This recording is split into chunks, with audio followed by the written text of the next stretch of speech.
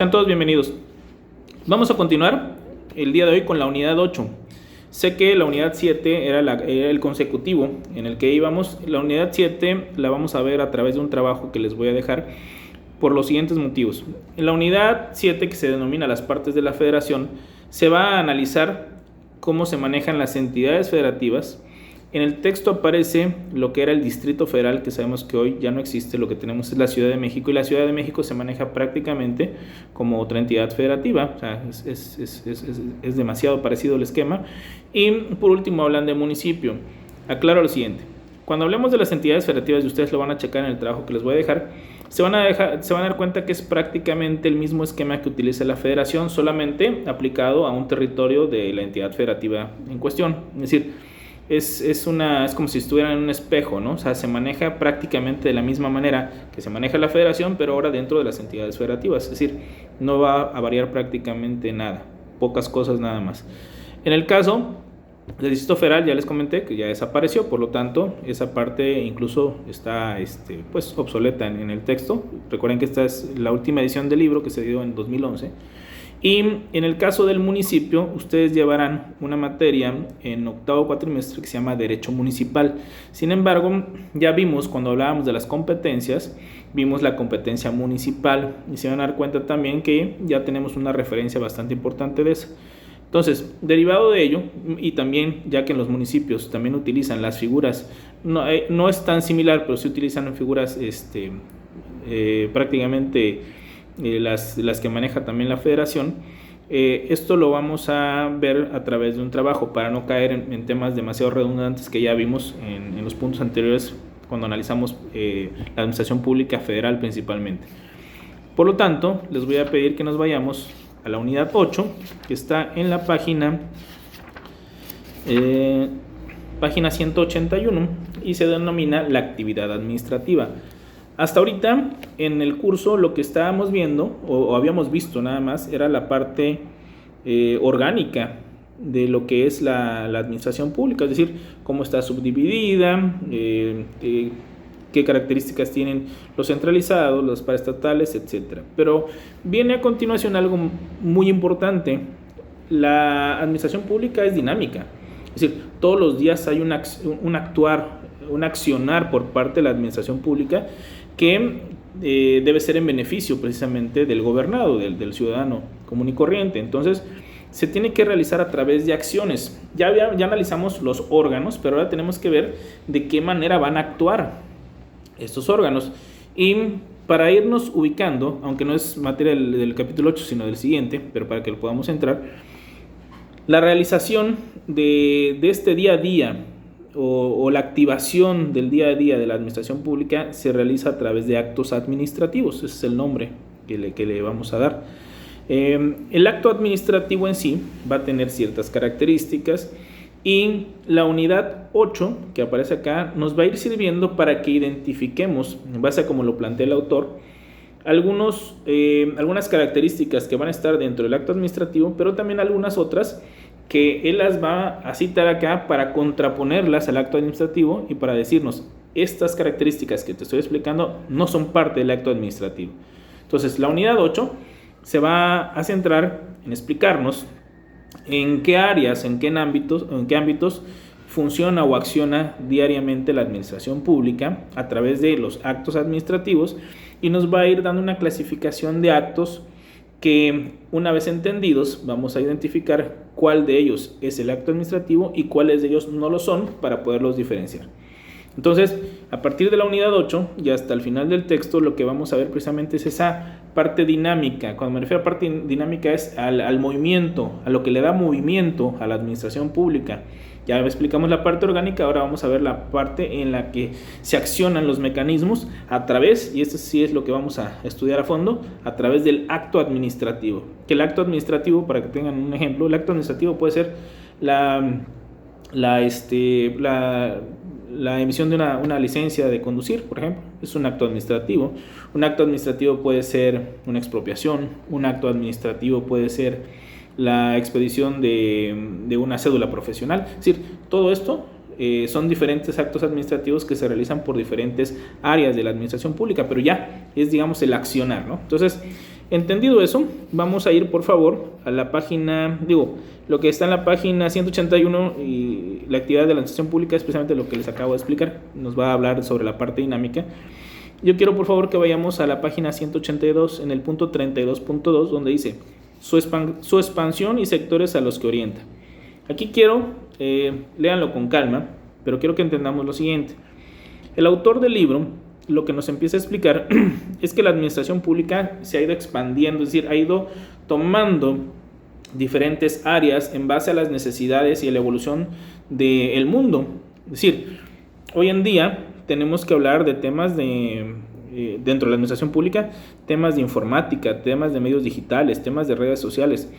No podemos hablar de que eso existía en la administración pública en 1950 o en 1930. Por lo tanto, la administración pública también va expandiéndose y se va orientando a las diferentes áreas o los diferentes sectores conforme también va evolucionando la misma sociedad. Habrán sectores que sí han estado prácticamente todo el tiempo, como sería el tema agrícola, ¿no? Agropecuario, pero hay cosas que van surgiendo con el paso del tiempo. Entonces, nos va a dar un listado en la página 183 de los diferentes rubros o áreas sobre los cuales la administración pública en el día a día está trabajando o atendiendo.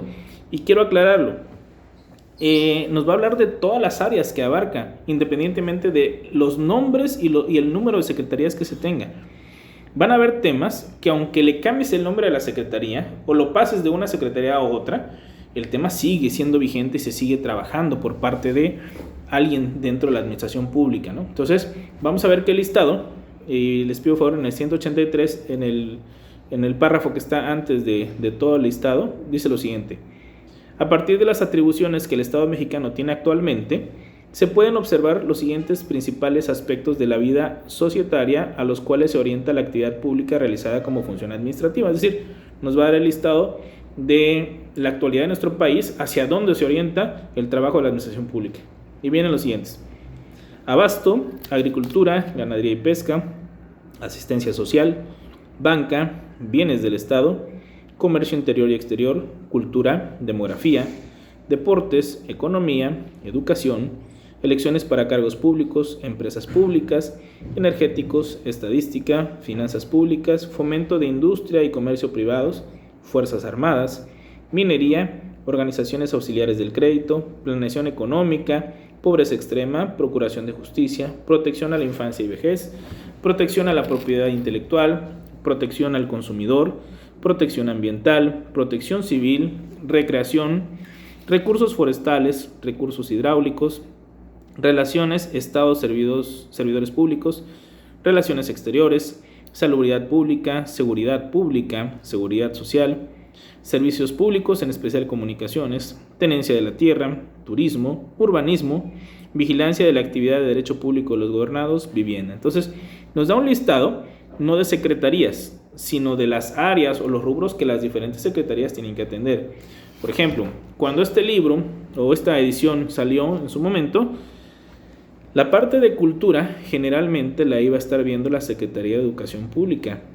Posterior al sexenio de Felipe Calderón, cuando viene el sexenio de Enrique Peña Nieto, se crea la Secretaría de Cultura, que ahora atiende directamente estos temas.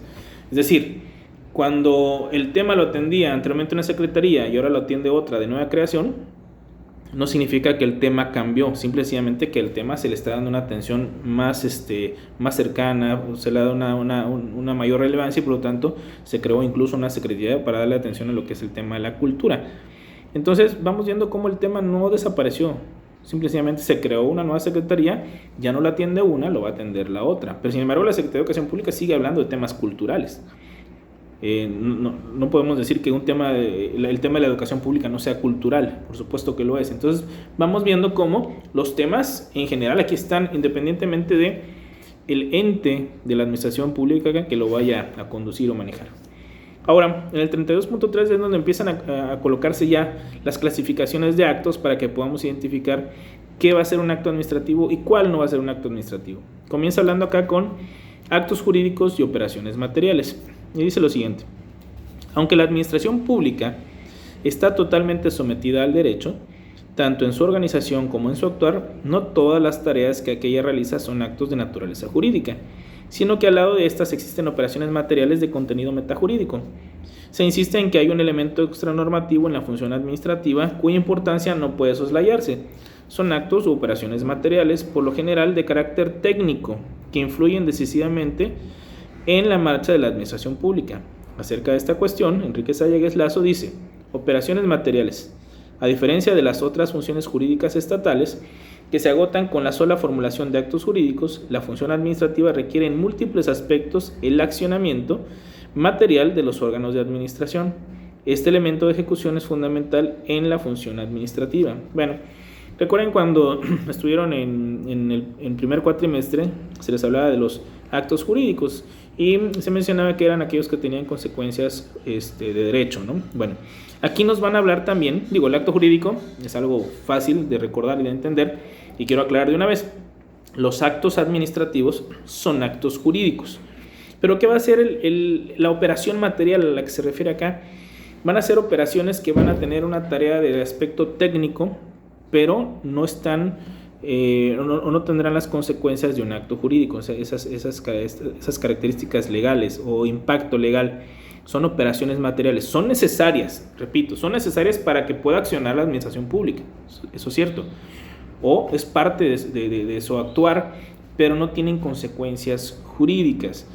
Los actos jurídicos sí lo tienen. Entonces, nos van a dar acá 1, 2, 3 ejemplos de actos que son operaciones materiales, es decir, que no van a tener esa consecuencia de derecho.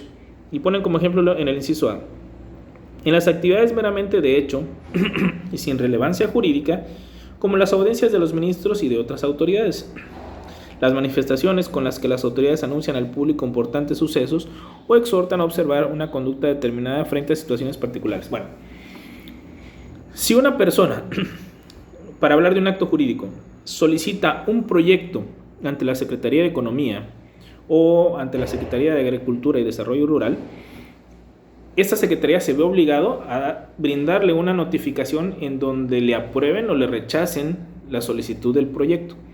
Ahí hay un acto jurídico porque tú solicitaste un proyecto, requeriste o solicitaste al Estado lo que son recursos públicos para poder echar a andar un proyecto, no sé, de una tienda de helados o en su momento un proyecto agrícola, pesquero, ganadero, etc. Y el Estado te va a decir sí por esto o no por esto, pero lo va a fundar y lo va a motivar. Entonces hay consecuencias de derecho, porque tú con esa negativa, por ejemplo, podrías buscar que revisaran nuevamente el acto porque tú consideras que lo están negando de una forma equivocada. O en su caso, si te lo aprueban, pues tú tienes el derecho y puedes exigir que te den los recursos para echar a andar el proyecto que solicitaste. Hay consecuencias jurídicas que se están derivando de ese acto. Pero si tú lo que haces es, y esto es ya la operación material, el otro ejemplo, tú lo que haces es pedir una audiencia con un secretario. Lo único que va a traer aparejado es que en la audiencia el secretario te atienda, te escuche, y lo único que te va a decir es: bueno, ¿quieres presentar un proyecto? Reúne los requisitos que están en la página de internet o puedes acudir a la dirección o a la subsecretaría y ahí te van a dar la atención. Te está atendiendo. Sabemos que muchas personas necesitan o tienen esa ansia de hablar con el titular de una dependencia. Bueno, te atendió, te escuchó, pero al final de cuentas de esa plática no se genera ninguna consecuencia jurídica, porque lo único que te dijo es lo mismo que hubieras hecho si entras a la página de internet. Dice: ve a tal oficina, reúne los requisitos que te piden y presenta el proyecto. No te está diciendo te lo estoy negando, te lo estoy aprobando. Simple y sencillamente te atendió, te escuchó y te indicó con quién tienes que ir para presentar un proyecto. Hasta ahí. Eso es una operación material que se hace en el día a día en las diferentes audiencias de diferentes personas que trabajan en la administración pública. O en su caso, como dice aquí, exhortar a observar una conducta determinada. Por ejemplo, ahorita muchos gobernadores en diferentes partes del país, con el tema del problema de salud que se está viviendo desde la pandemia, han exhortado. Un exhorto es eso, es una invitación a realizar algo, pero no tiene un carácter de obligatoriedad.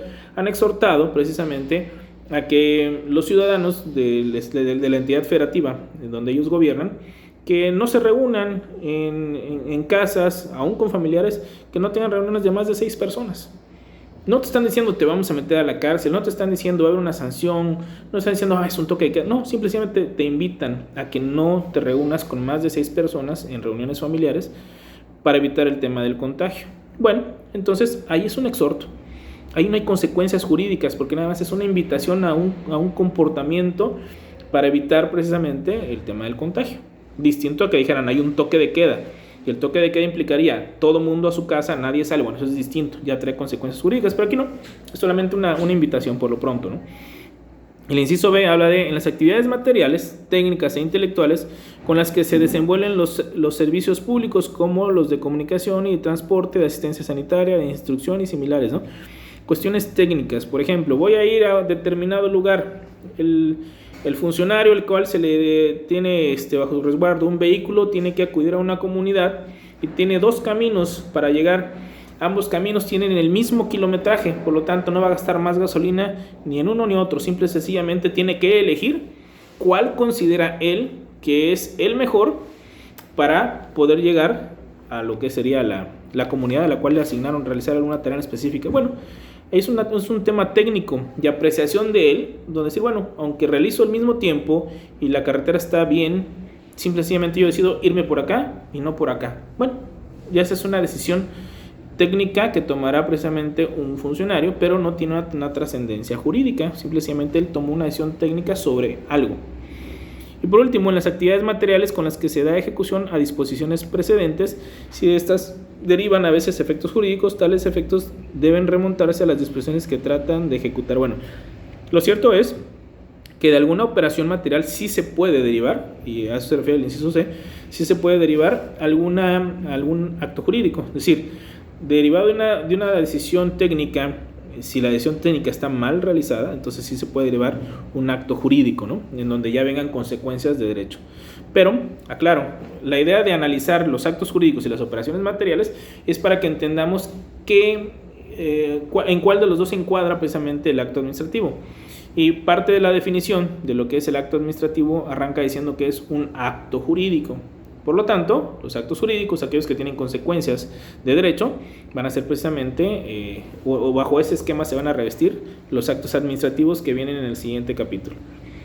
Después habla acá de clasificación de los actos jurídicos, es decir, ya tomamos el acto jurídico, ahora viene una clasificación y los vamos a clasificar en unilateral, bilateral, colegiados, colectivos y unión. Bueno, me anticipo, lo que es el acto jurídico o el acto administrativo, mejor dicho, el acto administrativo, dijimos que es un acto jurídico, va a ser por excelencia un acto unilateral. ¿Por qué? Porque la voluntad que se va a emitir, que se va a generar, especialmente la de la administración pública, la del Estado. Entonces es unilateral, no hay un pacto de voluntades, no hay un acuerdo con alguien más. El Estado, recuerden que siempre va a buscar el interés público, por lo tanto no va a buscar el mal a los ciudadanos, o no debe ser así. De tal suerte que debemos suponer que siempre que actúe es en beneficio de la sociedad en general, no solo del individuo, sino de todos. Por lo tanto, ese acto va revestido de una sola voluntad, la del Estado, en beneficio de todos, el interés público, aunque te niegue algo a ti porque consideró que no lo debes tener porque perjudicaría o a ti o a la comunidad. Ya pondremos ejemplos más adelante. Entonces, el acto administrativo va a ser unilateral, sin embargo, aquí nos van a listar otros para que podamos identificarlos o recordarlos porque son temas que ustedes ya conocen.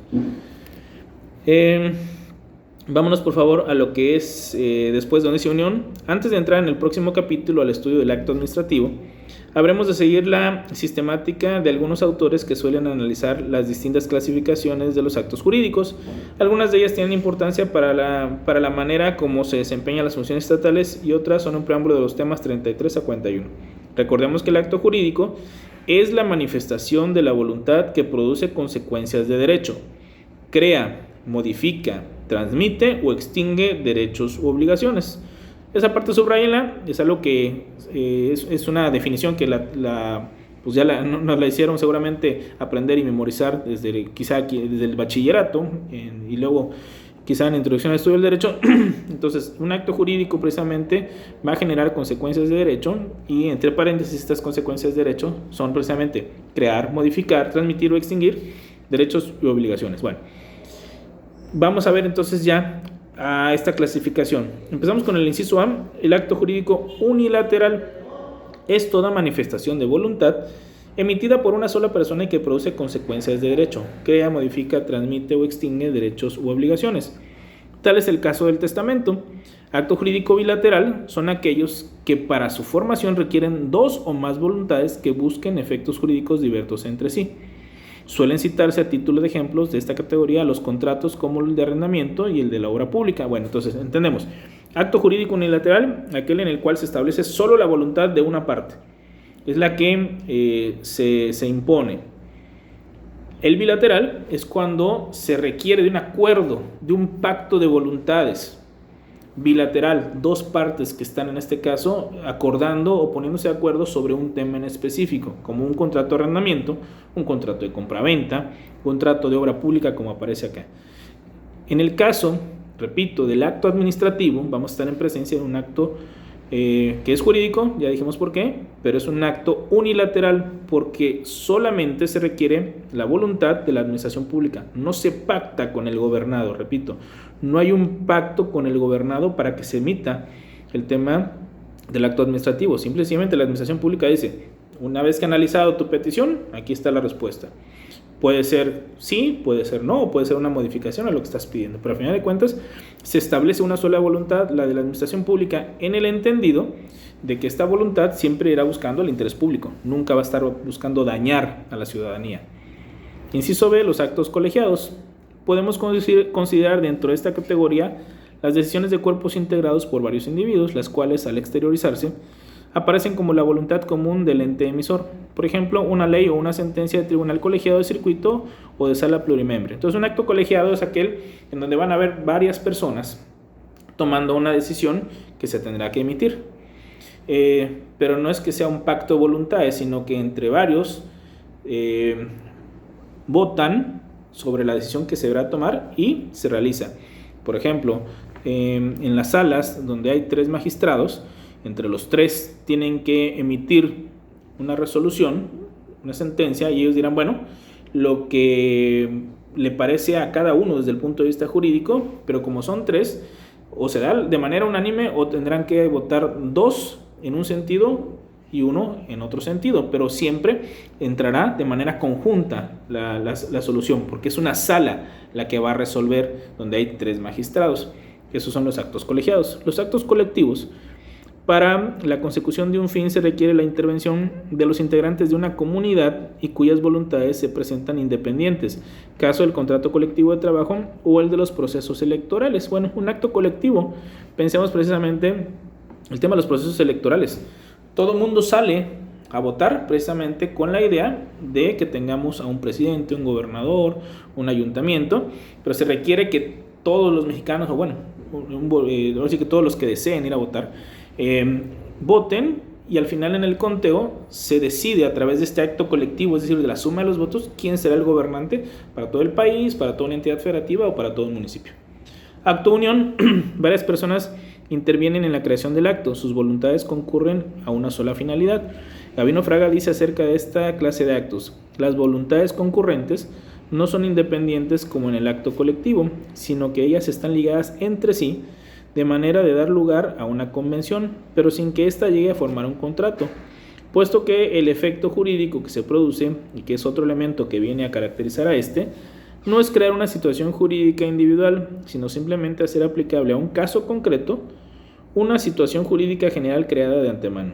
El mismo autor cita como ejemplo el nombramiento de un empleado público. Bueno, se va a solicitar personas que cumplan con los requisitos para una plaza dentro de lo que es la administración pública. Entonces, van a haber varias personas que pueden tener esas características. Serán entrevistados, por supuesto. Vamos a pensar que piden que sean ingenieros civiles, okay.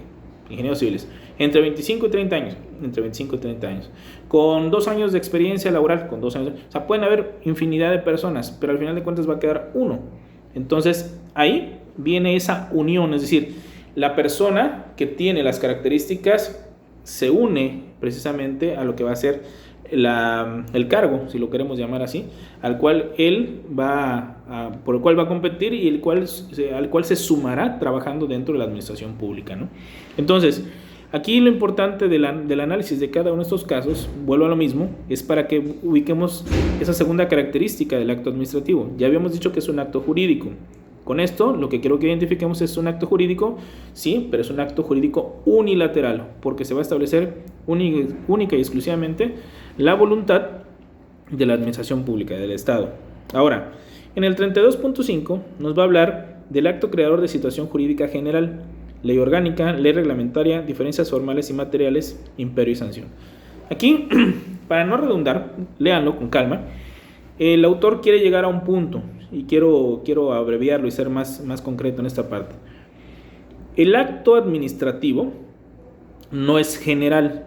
La ley sabemos que tiene como características precisamente ser general, y por eso les enlistan acá todos aquellos que tienen la característica de ser general: una ley orgánica, una ley reglamentaria, una ley federal, una ley general. Es decir, todas van a tener esa característica principal de que es general, es decir, es para todos aquellos que se adecúen al caso de lo que diga el texto legal del que estemos hablando. Son generales. Aquí lo importante entender, para efecto de lo que va a ser el acto administrativo, viene en la página 188, que está en el punto 32.6, dice: acto creador de situación jurídica particular o concreta. Y lo leo. El acto creador de situación jurídica particular o concreta, terminología debida a Gastón Gese, resulta ser el contrario del analizado en el tema anterior, creador de situación jurídica general. El acto que crea situaciones jurídicas particulares es emitido por los particulares, contratos, por licitación, gestión de negocios, o por la administración pública, expropiación, licencia, cédula profesional. Desde luego, no abarca la generalidad de la población. Al ser producido por la voluntad del sujeto emisor, no se pretende crear derecho, normas jurídicas, sino situaciones jurídicas individuales, particularizadas. Este tipo de actos también puede ser emitidos por el órgano legislativo o parlamentario, autorizar la aceptación y uso de una condecoración extranjera, el permiso para prestar servicios al gobierno de otro país, etc. Bueno, aquí nos dicen que el acto creador de situación jurídica particular tiene una característica. El emisor, quien sea, quiere generar consecuencias jurídicas a una sola persona, a alguien en particular, es decir, tiene un destinatario, no de forma general como lo hace la ley. Si estamos en presencia de lo que serían particulares, dice, bueno, como dice aquí, un contrato, bueno, yo quiero entenderme con esta persona para solo con él generar consecuencias jurídicas, no con los demás, solo con quien estoy acá. Si estamos en el terreno del poder judicial o el poder legislativo, en el caso del legislativo, es, bueno, le van a otorgar una condecoración extranjera a un gobernador, en el caso de una entidad federativa, o al presidente, bueno, que el Congreso le apruebe a él en específico, no es a todos los mexicanos, es a él en específico esa condecoración que le quieren dar en otra parte del mundo. Bueno, pero como lo que nos atañe es la materia administrativa, quiero que entendamos lo siguiente. Dijimos ya que el acto administrativo, que es el tema del siguiente capítulo, pero que es de una vez el antecedente de es un acto jurídico, porque produce consecuencias jurídicas de derecho, o consecuencias de derecho. Es unilateral porque solo se va a emitir una sola voluntad, que es la de la administración pública, pero también va a ser de creador de una situación jurídica particular, porque todo acto administrativo lleva un destinatario. Es precisamente esa persona, ese gobernado, ese ciudadano que solicitó algo y al que le tengo que responder, o con el que me tengo que dirigir en el caso de una expropiación porque necesito específicamente su terreno, su casa, para poder construir algo en beneficio de la comunidad. Entonces, el acto administrativo, que es el que nos importa para efecto de la materia, no va a ser general, va a ser particular, siempre va a llevar un destinatario, una persona física o moral a la cual se le va a generar, se le va a crear, se le va a modificar o se le van a extinguir derechos y obligaciones, pero no es para todos, es para alguien en específico. Trámite de cédula profesional, bueno, fulanito de tal, la cédula es para ti, no es para todo tu salón, es para ti. Una licencia de conducir, tú lo tramitaste, a ti te la concedo o a ti te la estoy negando. Una expropiación, bueno, al propietario del terreno o de la casa, con él me tengo que entender porque necesito ese terreno o esa casa para beneficio, por algún motivo, de la comunidad. Por ejemplo, para construir instalaciones de agua potable, va a ser en beneficio de todos, bueno, pues tengo que entenderme con el propietario, no con el municipio, no con todos los habitantes del municipio. Entonces, vamos a concluir esta lección recapitulando un poco. La actividad administrativa, es decir, la parte dinámica de la administración pública, es ese día a día, ese actuar de todos los días que tienen que realizar los órganos que ya habíamos analizado, los centralizados y los paraestatales. Pero para poder realizar esas tareas, lo tienen que realizar a través de algo que se conoce como el acto administrativo. El acto administrativo va a tener ciertas características que veremos en el siguiente capítulo, pero que ya desde por eliminación, vamos ubicando. Y vamos a ubicar que es un acto jurídico, porque va a producir consecuencias de derecho. Va a ser un acto jurídico, pero también va a ser unilateral, porque solamente va a estar la voluntad de alguien, de uno solo, que en este caso es el Estado, la administración pública. Y va a ser un acto jurídico unilateral que produce consecuencias o situaciones jurídicas particulares, es decir, va concretamente hacia una persona física o moral a quien se va dirigida, no de manera general. Es decir, el ciudadano o la persona moral que está inmiscuida en el tema donde la administración pública tiene que crear, extinguir, modificar derechos o obligaciones. Entonces, hasta aquí lo dejamos en la presente lección. Continuaremos en la siguiente hablando del acto condición, los actos administrativos judiciales los vamos a diferenciar de los actos administrativos y vamos a ver por último lo que van a ser actos de gobierno, actos políticos y actos públicos. Para concluir este capítulo que nos va a servir, repito, como referencia para identificar lo que sí es y lo que no es, o en base a las características, un acto administrativo. Que tengan muy buen día.